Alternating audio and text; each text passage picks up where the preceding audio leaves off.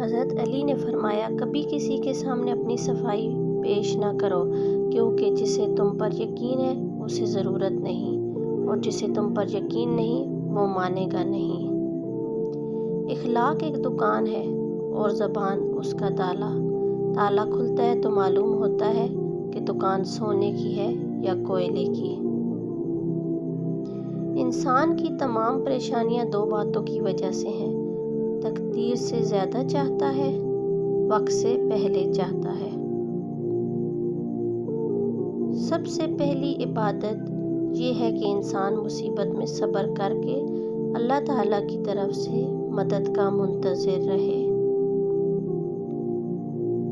دوست سے سنبھل کر دوستی کرو، ہو سکتا ہے وہ کسی دن تمہارا دشمن بن جائے، اور دشمن سے سنبھل کر دشمنی کرو، ہو سکتا ہے وہ کل تمہارا دوست بن جائے۔